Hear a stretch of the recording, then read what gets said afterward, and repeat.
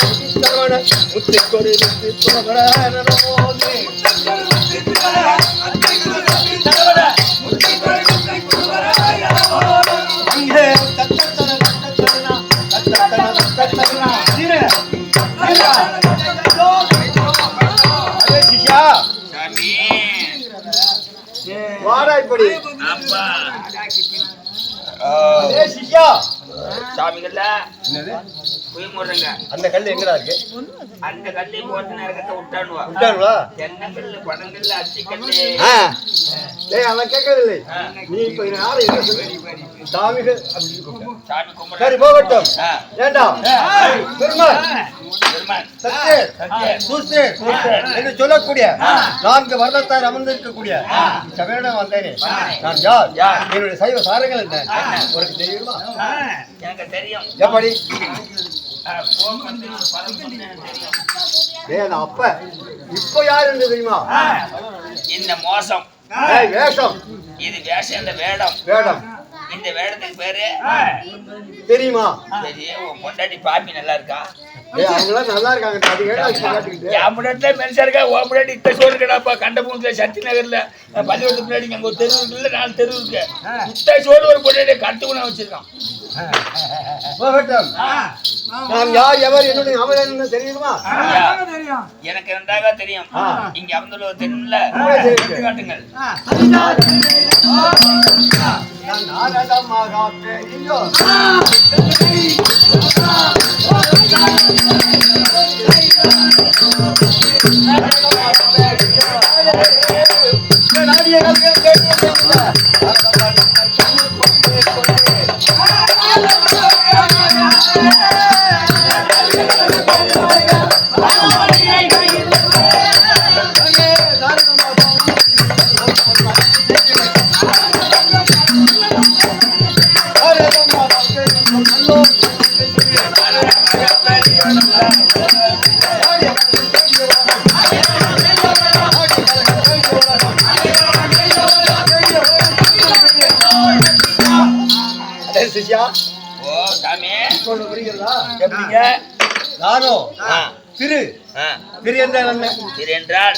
திருலோகம் என்று சொல்லக்கூடிய 3 உலகத்தையும் ஒரு நொடியில் சுற்றி வரக்கூடிய திருலோக சஞ்சாரியாக நாரதர் தெரியும்.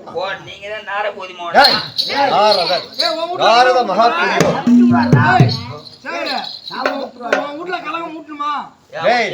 என்கிட்ட ஏடாவது மண்ண உன் வீட்லயே வச்சிருவாங்க. நீ இங்க இருப்ப அங்க வச்சிருவேன். நீ எங்கேயும் வைக்க முடியாது. எல்லாம் ஆள் ரோட்ல ஓட்டுவோம் வண்டியா. நான் ரயில்வே தண்டவளத்தை ஓட்டிருக்கேன். என் முன்னாடி ரயில்வே தண்டவளம்.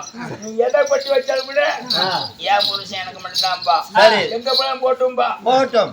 இப்படி சொல்லக்கூடிய கொண்டு வைப்பேன்.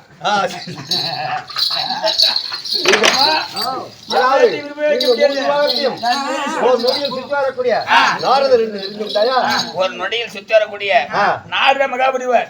ஏன்னா நீங்க தெய்வத்துவ பூலோகத்துல சொல்லவும், பூலோகத்துக்குள்ள தெய்வத்தை சொல்லவும். நீங்க நாரத கோள். நாரத கோள். சரி, அது பாபா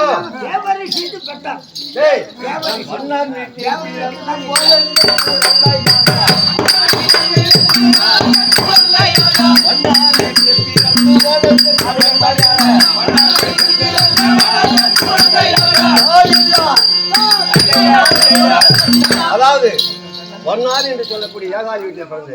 நீ வண்ணா விட்டு பரியர் வீட்டுல பிறக்கலையா? வண்ணான் என்று சொல்லக்கூடிய அதாவது பதவி தொழிலாளி அவர் வீட்டிலே பிறந்து.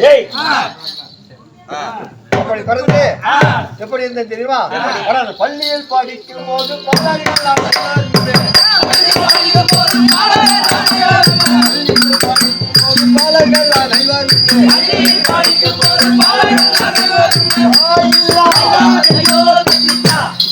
அதாவது எப்படி என்றால், நான் 5 வயது ஆன உடனே என் தந்தையாக அதாவது ஏகாலியும் என்னை கொண்டு போய் பள்ளி பாடசாலையிலே அமர்த்தினார். அப்படி பாடசாலையில படித்துக் கொண்டு இருக்கும் போது அங்க இருக்கக்கூடிய என் போன்ற மாணவர்கள் எல்லாம் என்னை பார்த்து, அப்ப இல்லாத பிள்ளடா, தாய் இல்லாத பிள்ளடா அப்படி என் தலையில அடிச்சாரு. இதை கேட்டது கோபம் வந்துட்டு அது 100 ரூபாய் பணம் கொடுத்து போ. அப்படி சொன்ன உடனே எனக்கு கோபம் வந்து விட்டது. உடனே இது எப்படியாரும் தெரிந்து கொள்ள வேண்டும் என்று வீட்டுக்கு தந்தேன். என் தந்தையாகிய ஆமா அப்படின்னு சொல்லி உங்களுக்கு சந்தேகம். அதனால் வீட்டுக்கு சென்று என்னை வளர்த்தாரே ஏகாலி அவரிடம் கேட்டேன், தந்தையே நீங்கள் தான் என்னுடைய உள்ள தந்தையா அல்லது வேறு யாராவது இருக்கிறார்களா?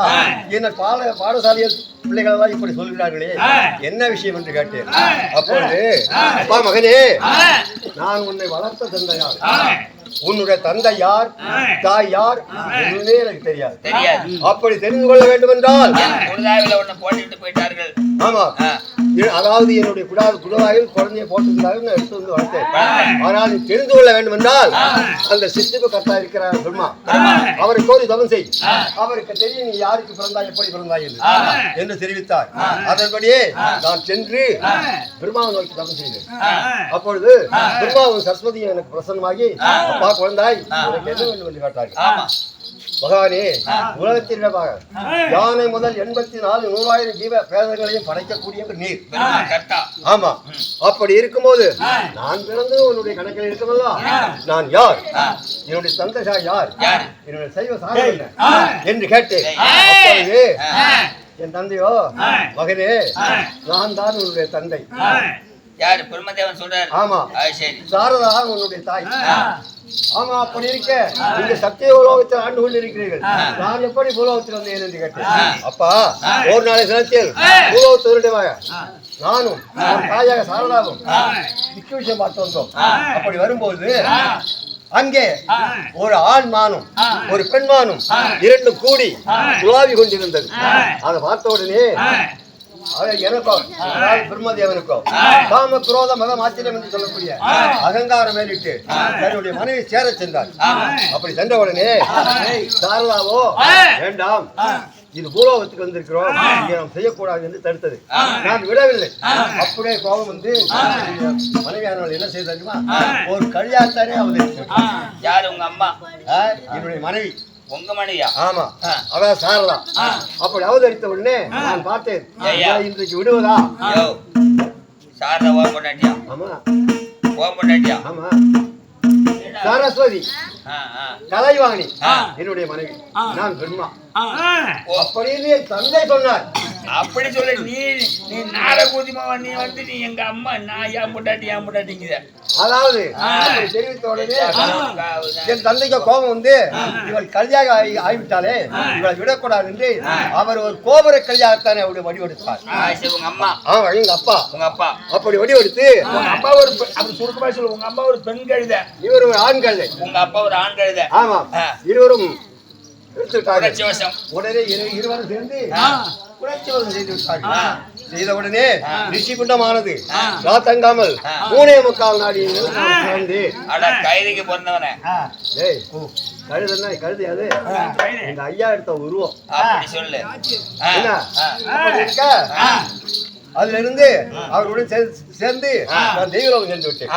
சென்று அவருடைய சத்தியலோகத்தில் இருந்து கொண்டிருந்தேன். அப்படி இருக்க என்ன ஆனது தெரியுமா? தாயார் எனக்கு அளித்த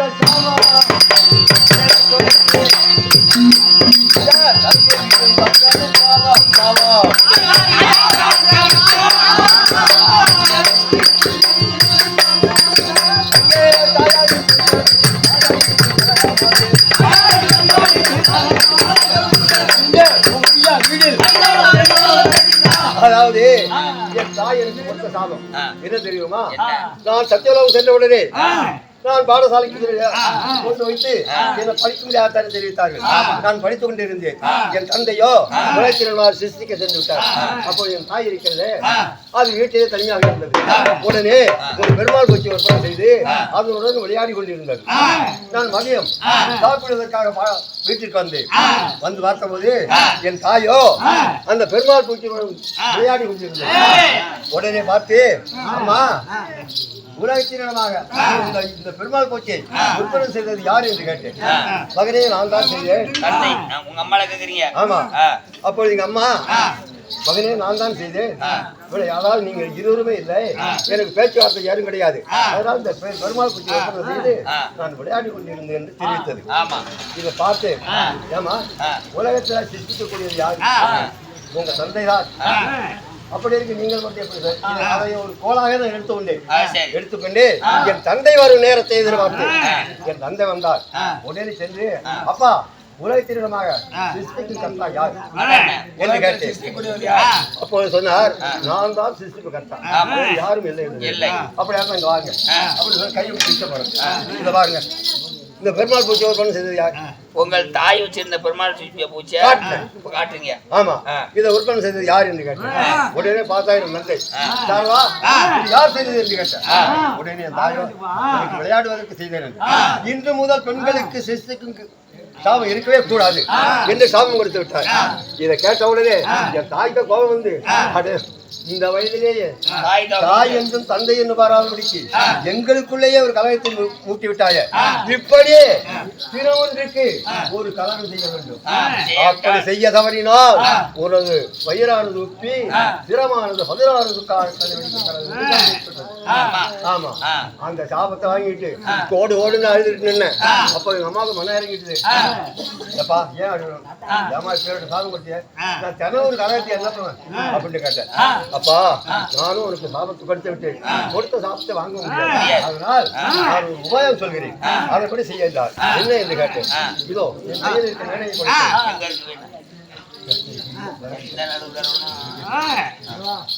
அந்த வேலையை கையில் வைத்துக்கொள். ஒரு கலகம் கிடைக்கவில்லை என்றால் இந்த வீணை வெட்டினால் கலகம் கிடைக்கும். கலகத்தை கண்டுபிடிக்கலாம் என்று தெரிவித்தார்கள். அப்படி இருக்க அன்று முதல் நேற்று வரைக்கும் பல கலகங்களை புரிந்து விட்டேன். ஆனால் இன்றைய தீனத்தின் கலகம்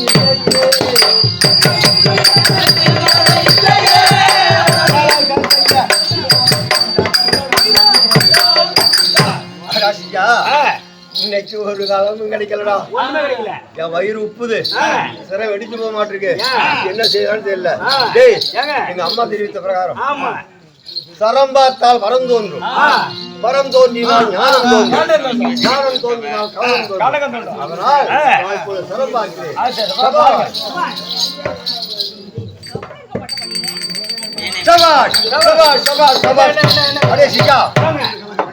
கிடைத்த கிடைத்தது கலகம், கிடைத்தது உயிர்.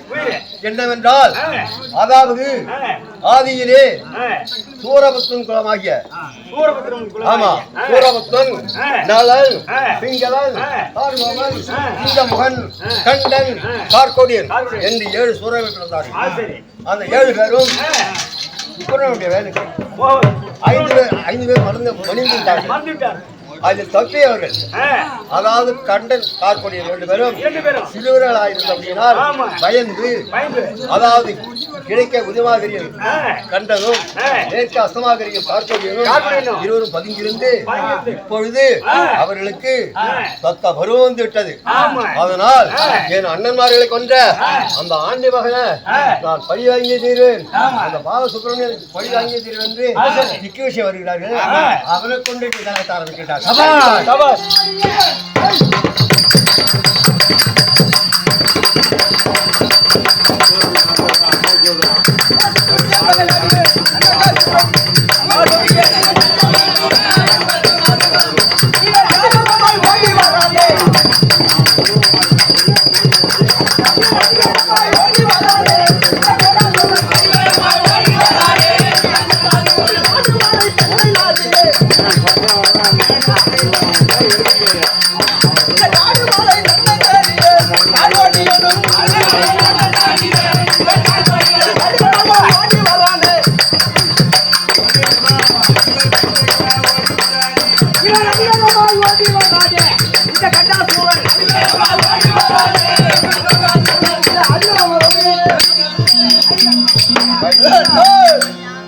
தம்பி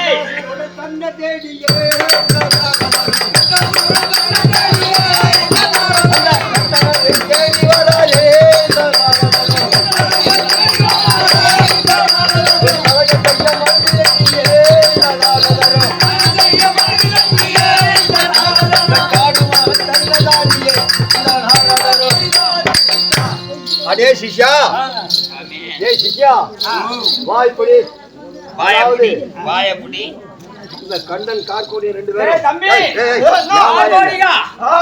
முதல்ல நம்ம திக்க விஷயம் செய்யக்கூடிய நேரத்திலே யாரோ ஒரு சன்னியாசி நம்ம குறுக்க வந்து ஏதோ ஏடா கூட பேசுவான் போல தெரியுது. அவன் இது நேரமே சென்று அவன் யார் என்று அவனை விசாரிக்க வேண்டும்.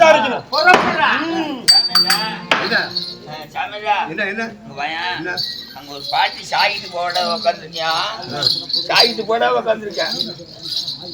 என்கிட்ட சொல்றது நான் ஒரு அதாவது முஸ்லிம் முனிவர் என்கிட்ட சொல்லலாம். எனக்கு அறியாத பொண்ணு அந்த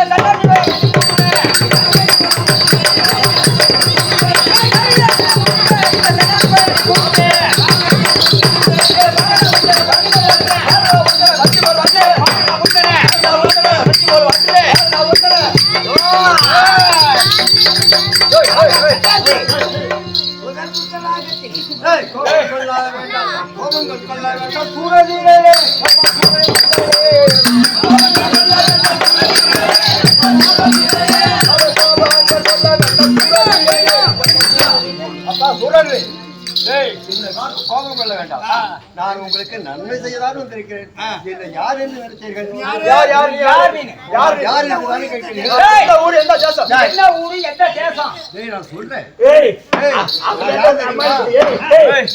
நம்ம கண்ட மூஞ்சில நவீன செட்டியார் கடையில மனுஷர் வந்தது, அப்புறம் வரமுனூர் செட்டியார் கடையில இருந்தது.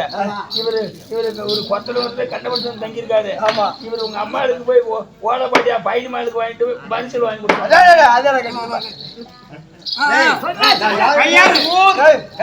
பேர் என்ன சொல்லு. திருலோகம் சுற்றி வரும் நானே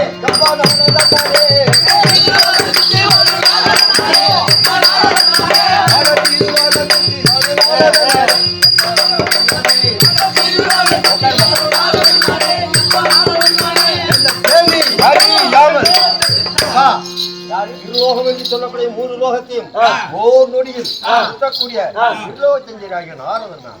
ஐயா நாரதனே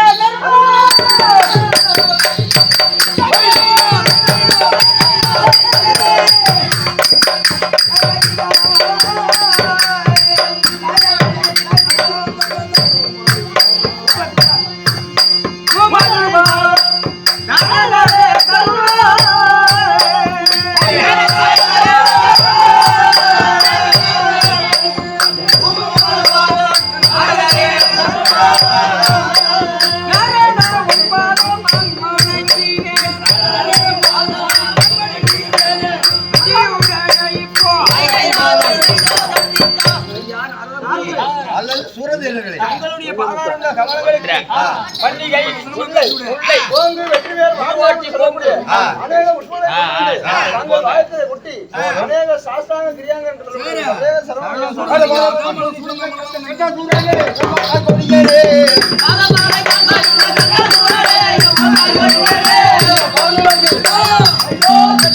அப்பா என்ன சூரா கார்கோடியா நீங்கள் இருவரும் என்னுடைய பாதார இந்த கமலங்கள் படித்திருக்கிறீர்கள் உங்களுக்கு நல்ல வரமளித்திருக்கிறேன் இப்பொழுது நீங்க எங்கே செல்கிறீர்கள் நாங்களோ திக்குவிஜயம் செல்கிறோம் எதற்காக என்றால் நாங்கள் முருக வேலுக்கு பயந்து ஓடி ஒளிந்து கொண்டோம் அந்த வேலுக்கு பயந்து ஓடி ஒளிந்தோம் இப்பொழுது எங்களுக்கு பக்க வாலிபரும் வந்துவிட்டது வீரர்கள் லோகத்தையும் இந்த மும்மூர்த்தி தேவர்கள் அனைவர்களையும் சிறைபிடிக்க வேண்டும் என்று சிறைபிடித்து அந்த பால சுப்பிரமணியனை பழிவாங்க வேண்டும். ஆமா அப்பா, இப்படி சென்றீர் ஆனால் சூரதீரே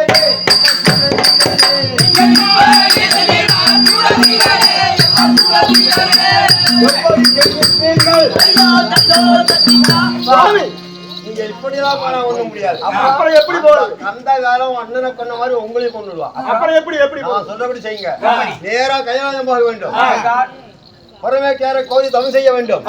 அன்னவரிடத்தில் பல வரங்களை வாங்கி உண்டு என்றால் அந்த பாலசுப்பிரமணியனை வெல்லலாம். அதனால் கைலாயம் போகடா.